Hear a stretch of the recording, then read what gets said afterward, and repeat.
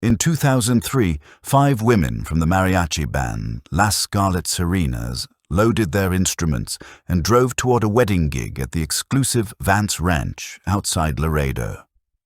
Dressed in their signature scarlet and gold suits, they were last seen turning onto the long private road leading to the venue. For 6 years, their disappearance remained a frustrating cold case, the official file thick with dead ends. Then in 2009, a federal task force raiding the ranch for an unrelated crime uncovered a sophisticated smuggling tunnel. What agents photographed inside that tunnel would link the forgotten local disappearance to a federal crime in a way no one could have imagined. The persistent smell of synthetic oil and oxidized metal had become Alex Correa's entire world. It was an aroma that clung to his clothes, embedded itself beneath his fingernails, defining the narrow boundaries of his existence during the 6 long years since Sofia Vega had vanished. Late in the summer of 2009, the Laredo night bled humidity into the garage, the air hanging heavy and still, punctuated only by the metallic clatter of tools and the low drone of fluorescent lights. Buried deep in the guts of a '98 Suburban, Alex wrestled with a transmission that refused to cooperate. This garage, once a shared dream with Sofia, had been repurposed into his solitary refuge. In the corner, perched precariously on a stack of old tires, a small grainy television flickered, usually tuned to sports or mere background noise. Tonight, a local news broadcast interrupted the programming. The anchor's voice, sharp and urgent, sliced through the hum of the shop fan. "Breaking news tonight out of Webb County," the anchor announced, the graphic behind her flashing an aggressive red. Alex felt his attention momentarily snagged. A massive joint task force operation had targeted the Vance Ranch, a sprawling events venue located 30 miles outside Laredo. Alex stopped moving entirely. The Vance Ranch. The name alone struck him like a physical blow. It was the destination Sofia and her band had been heading toward the night they disappeared in 2003, the very last place they were ever known to be. The report continued, detailing a raid spurred by a tip from a recently arrested human trafficker. The feds hadn't been searching for missing musicians. Their focus was drugs, money, and human cargo. What they uncovered instead was a sophisticated smuggling tunnel burrowed deep beneath the hard Texas soil. The broadcast cut to footage taken at the scene. Then the anchor introduced a piece of evidence released by the task force, a photograph taken inside the tunnel. The image filled the small screen. It was dark and claustrophobic, the walls rough, uneven earth and rock. But it was the foreground that made Alex's heart seize. Piled haphazardly on top of dark storage crates were mariachi costumes. Not just any costumes, but the brilliant scarlet-red suits of Las Scarlet Serenas. The intricate gold, embroidery, the wide belts, the large matching sombreros. They were identical to the ones Sofia and the others had worn in the photo he kept taped to his toolbox. The wrench slipped from Alex's grip, clattering loudly on the concrete floor. He stumbled toward the television, eyes fixed on the screen, scrutinizing every detail. He squinted, pressing his face near the glass.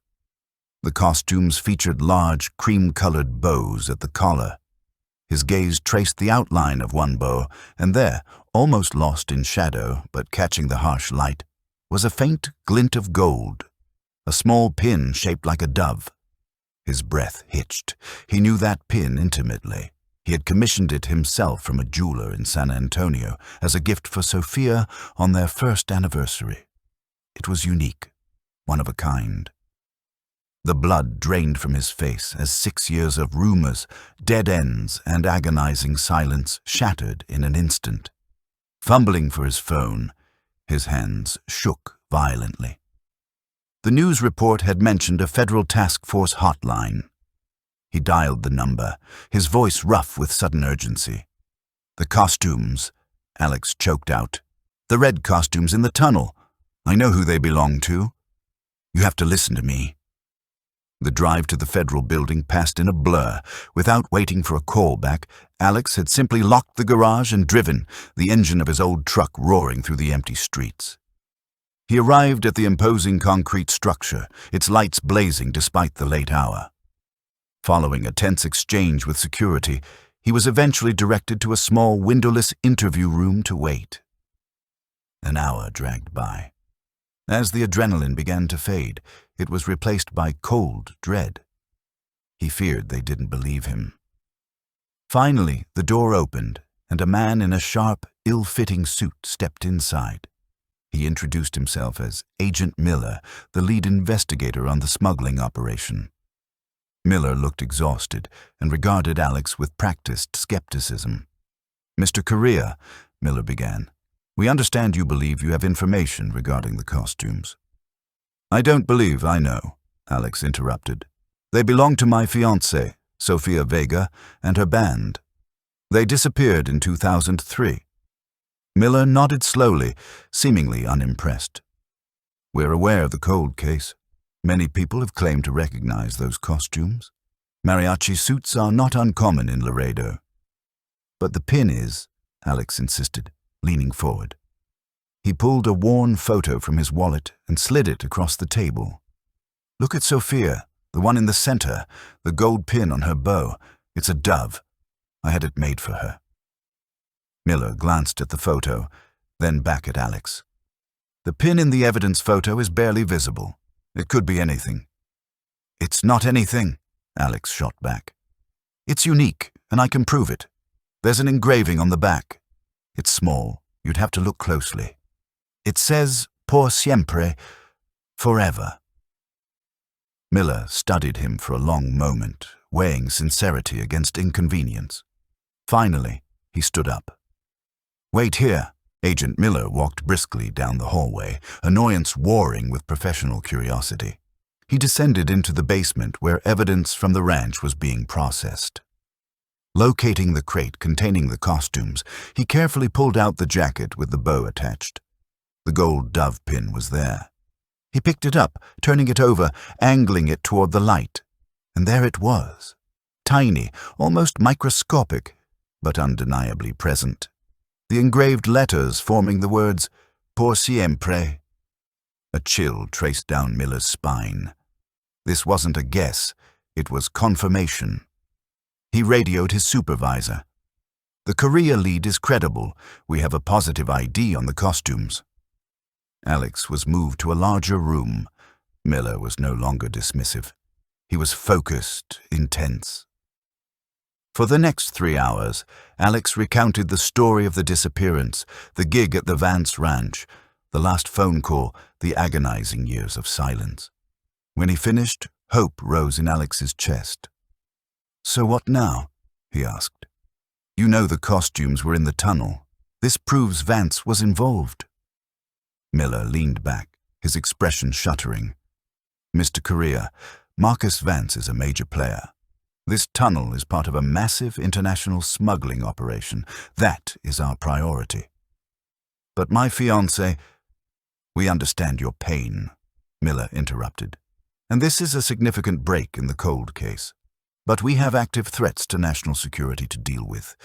The disappearance, while tragic, is secondary." "Secondary?" Alex stood up, his chair scraping loudly. "They were people. They were everything." "We will investigate," Miller said calmly. "But we have to follow the active threads first. We advise you to go home and let us do our job." Alex stared at him as hope curdled into bitter realization. They weren't going to help.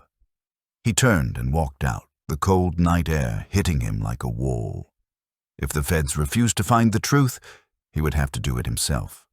Back in his garage, Alex pulled out boxes stored in the back office. 6 years of meticulously organized obsession. His focus returned to the initial investigation from 2003. The Laredo PD had treated it more as a runaway case than a disappearance.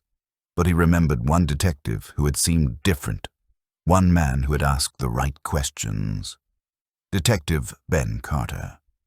Carter had been sharp, focused, suspicious of the official narrative. but just as quickly as he appeared, he was gone, pulled from the case, reassigned, then out of the force entirely. It took 2 days to track him down. He was living on the Texas coast in a small, forgotten town called Port O'Connor, running a run-down bait-and-tackle shop. Alex found Ben Carter behind the counter, looking older, heavier, worn down by the years. "Mr. Carter?" Alex asked. Carter looked up, his eyes narrowing in instant recognition. "Korea, what the hell are you doing here?" "I need your help. They found something at the Vance ranch." Carter froze. He turned slowly. "What did they find?" Alex laid the printed evidence photo on the glass counter, the costumes in the tunnel.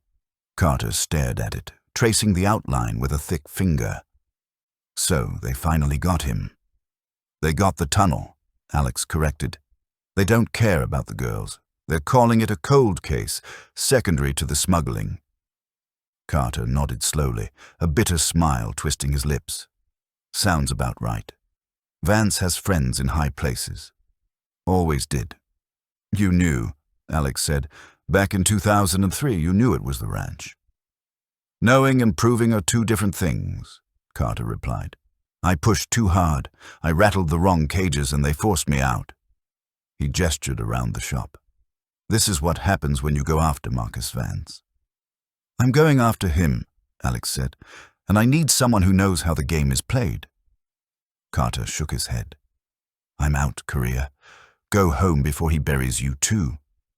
"I can't," Alex said, desperation bleeding into his voice. "That was my fiancé's pin on that costume. I can't let this go."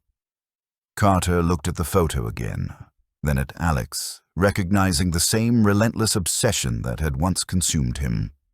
The bitterness in his eyes shifted, replaced by something else, a flicker of the old fire. "Vance always thought he was untouchable," Carter muttered. Maybe he finally made a mistake. He walked to the door and flipped the sign to closed. "All right, Korea. Tell me everything." They drove back to Laredo, the long stretches of silence punctuated by the rhythmic thrum of tires on asphalt. At the garage, Ben spread the case files out, scanning documents with practiced efficiency.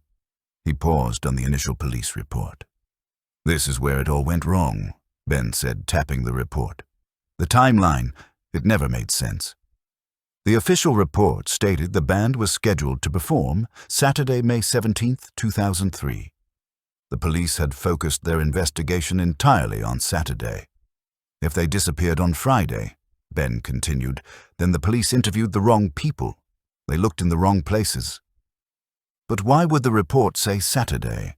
Alex asked. "Did they?" Ben countered. "Or did someone tell them it was Saturday, the person who provided the timeline, the person who booked the gig?" The realization hit Alex like a cold wave. "Javier Salas," Alex whispered, the band's manager. They found Javier managing a small, noisy cantina in the heart of Laredo.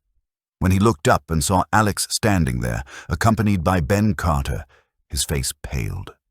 They waited at a corner table for 3 hours, watching Javier, letting the pressure build. Finally, the last patron left, and they followed him out the back door into the narrow alley. "What do you want?" Javier demanded, his voice shaking. "I told the police everything." "You told them the gig was Saturday," Ben said, stepping closer. "Was it?" Javier's eyes darted back and forth. "Yes, it was Saturday." "The contract can say anything," Ben countered. "We want the truth." "Sophia called me Friday afternoon," Alex interrupted. "She said they were heading to the ranch. They were excited. Why did you lie, Javier? Why did you tell the police it was Saturday?" Javier stared at him, his eyes filled with terror. He looked from Ben to Alex, seeming to crumble. "I didn't have a choice," he whispered. "He made me do it." The confession spilled out in fragmented sentences and choked sobs. "It was a mistake," Javier whispered. "My mistake. The booking. The wedding was Saturday, but I wrote it down wrong. I told the girls the gig was Friday." Alex felt nausea wash over him, A simple scheduling error, a clerical mistake. That was the catalyst for everything. They arrived Friday evening, Javier continued. They called me, confused. They said the place looked empty. I told them to wait, that I would figure it out. I was going to call the police, I swear, but then he came. Who? Ben asked. I don't know his name, Javier said, his voice dropping to a terrified whisper. A man, big, terrifying. They called him Gallo. He came to my house late Friday night. He knew about the band, my mistake. He told me that if I wanted to see my children again, I would tell the police the gig was Saturday, that the band never arrived. Javier nodded mutely, tears streaming down his face. He showed me pictures of my kids at their school. What could I do? The investigation hadn't just been botched. It had been intentionally sabotaged from the very beginning. They didn't just go missing, Ben said. They walked into something big enough to kill for. Ben started working the phones, reaching out to his old network. He spent days chasing rumors, filtering out noise, looking for a signal. The whispers started forming a pattern. Vance hosted poker games, not just any games. Exclusive, invite-only, incredibly high-stakes games. Not the game, Ben explained. The players. These games weren't for local businessmen. They were attended by the elite of the underworld. Cartel affiliates, major traffickers, corrupt officials, judges, people who valued anonymity above all else. The theory fit perfectly. The band arrived unexpectedly, interrupting the game, seeing the faces of the players. They became a liability that had to be permanently silenced. We need evidence, Alex said. We need to find someone who was there. The Vance Ranch was situated 30 miles outside Laredo, nestled in a remote valley. Alex and Ben drove out the next day, parking in a secluded spot and hiking through thorny brush to an observation point. Below them, the compound sprawled across the valley floor. Despite the recent federal raid, the main compound remained heavily guarded. For hours, they watched, mapping patrol routes, camera locations, shift changes. As they pulled back onto the county road, a dark, unmarked SUV suddenly appeared in the rearview mirror, accelerating rapidly. The SUV pulled alongside them, forcing Alex to slow down. The tinted window rolled down, revealing a man with cold, dead eyes. "You boys lost?" he asked, his voice smooth. "Just admiring the view," Ben replied. "The view is private property," the man said. "Curiosity can be unhealthy in this part of Texas." "We'll keep that in mind," Ben said. The man smiled, cruel and thin. "See that you do?" The SUV accelerated away. "They know," Alex said, his voice shaking. "Which means we're running out of time," Ben confirmed. They needed a witness, someone from inside. They focused on identifying staff, compiling lists of catering companies, security firms, gambling services. The process was slow and fraught with obstacles. Finally, a lead emerged. Ricardo Ochoa, a former valet who had worked occasional high-end events, fired shortly after the weekend the band disappeared. They tracked Ricardo to San Antonio, approaching him during his lunch break at a construction site. When Alex mentioned the Vance Ranch, Ricardo flinched nervously. "I worked that night," Ricardo finally admitted. "Friday night, I was a valet." "You saw them arrive?" Alex pressed. Ricardo nodded. Their van. They looked confused. The place was locked down tight, not a wedding, something else. A game, a big game. "What happened after they entered the main house?" Alex asked. "I heard shouting," Ricardo said, and then silence. "Gallo came back later, told me to leave, fired me on the spot." As they walked back to the truck, Alex noticed something chilling. A dark, unmarked SUV parked down the street, the same one from the ranch. "We've been followed," Alex said. "They're watching him," Ben realized. "They know we talked to him." The SUV pulled out immediately, its engine gunning aggressively. "They're not even trying to hide it," Alex muttered. The SUV slammed into the side of the truck, attempting to force them off the road. A surge of adrenaline sharpened Alex's focus. He spotted a narrow alley between warehouses and jerked the wheel, the truck screeching into the confined space. He pushed the truck faster, ramming through a pile of wooden pallets, wood splintering and flying. He exited the alley and swerved into an active loading bay, sliding to a stop. He killed the engine. The SUV screeched past, stopping abruptly. They scrambled out and disappeared into the warehouse maze, not stopping until they were several blocks away. "They won't stop," Alex said, his voice shaking. "They'll keep coming." They found a cheap motel, ditched Alex's truck, and purchased an unremarkable sedan with cash. They had gone off-grid, now fugitives hunted by a ruthless organization. They returned to Ricardo's apartment late that night, bypassing the front entrance and scaling the back fence. Ricardo opened the door, terror in his eyes. "You have to leave," he pleaded. "They're watching me." "We know," Ben said, pushing inside. "We were attacked after we left." Ricardo's face paled. "They tried to kill you." "And they won't stop until they silence you too," Ben said. "Whether you talk or not, Vance is cleaning up loose ends. You're in danger either way." Ricardo hesitated, then broke. He confirmed the atmosphere that night, the arrival of high-profile individuals. He provided names, a known cartel lawyer, a prominent local official, a judge. "What about the staff?" Ben asked. "Who else was inside?" "There was one person," Ricardo admitted. "A dealer, a woman. Lena Petrova." "Where is she?" Ben demanded. "I don't know," Ricardo said. "She vanished shortly after that night. Rumor was she got spooked, ran." They had a name.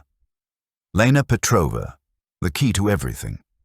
Now they had to find a ghost before Vance did. Ben worked his contacts in underground gambling circles, chasing rumors. He finally found a lead connecting Lena to an alias linked to a secretive casino operation in rural Louisiana. The casino was located deep in the bayou, heavily guarded, catering to a clientele that valued discretion. Alex formulated a plan. He would pose as a mechanic specializing in European cars, offering services to the casino's clientele. Creating a fake identity, he managed to talk his way past security. Inside, the atmosphere was opulent and luxurious.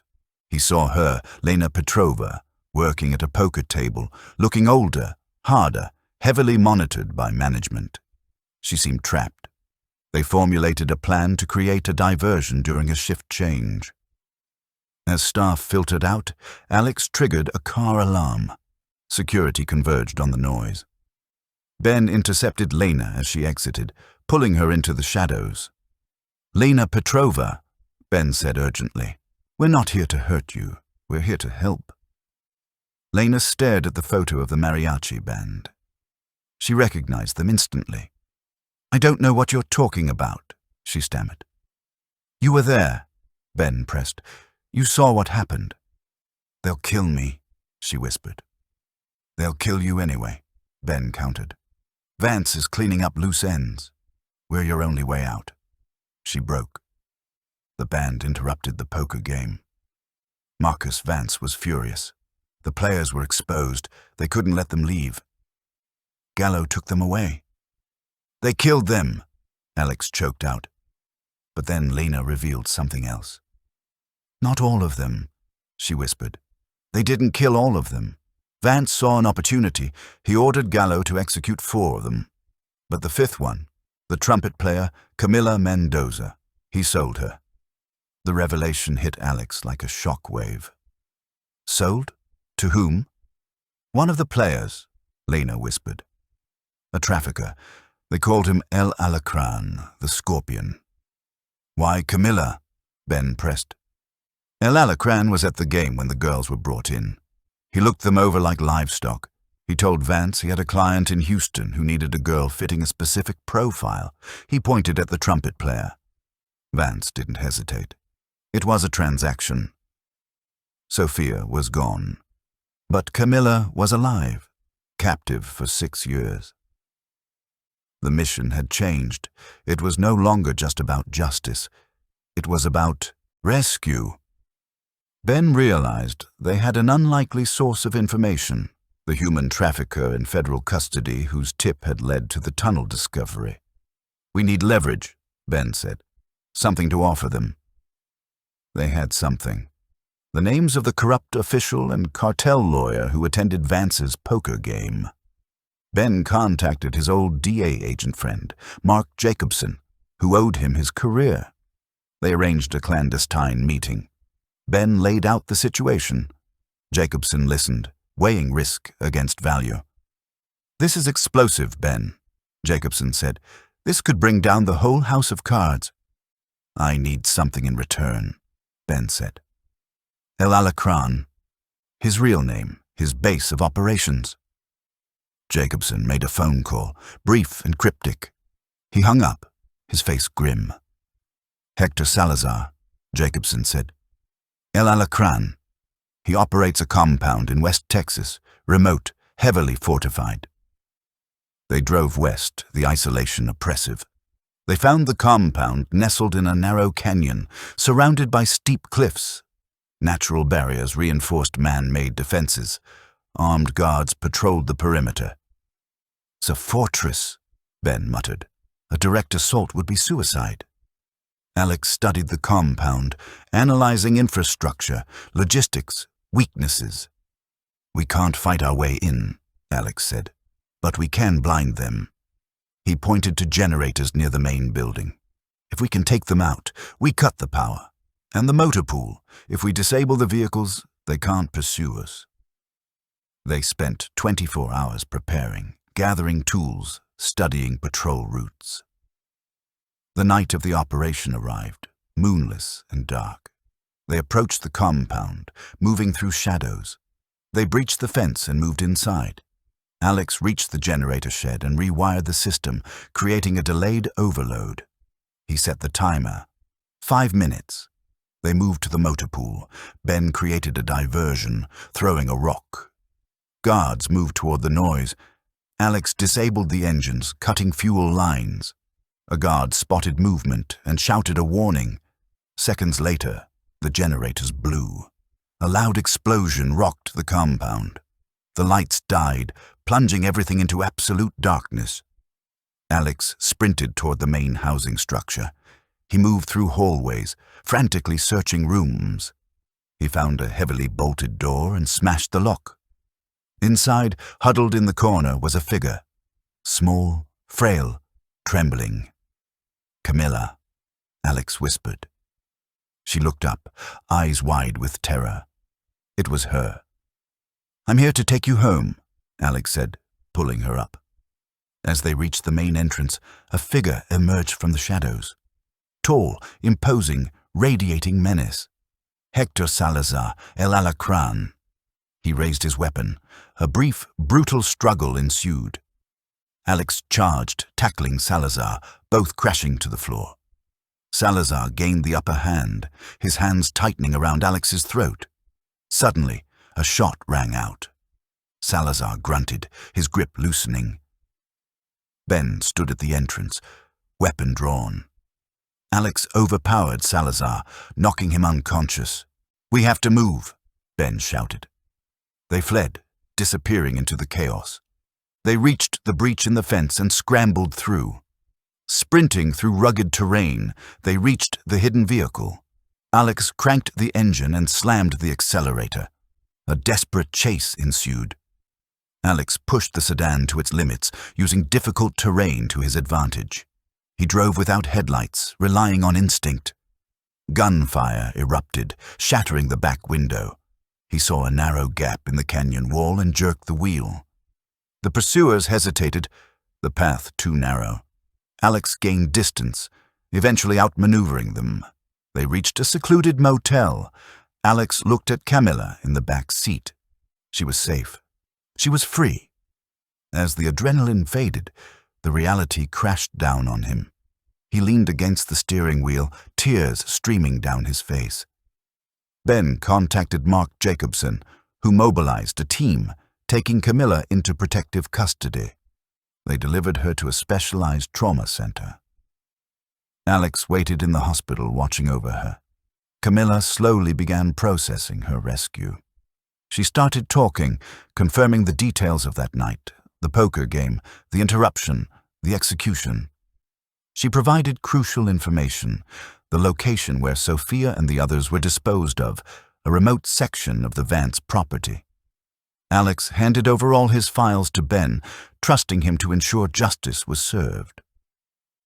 He traveled back to Laredo, visiting the plaza where the band had taken their last happy photo. He took out the gold dove pin, retrieved from federal evidence. He looked at the engraving, Por Siempre. He left the pin on the bench where Sophia had sat, a tribute to her memory. He finally let go.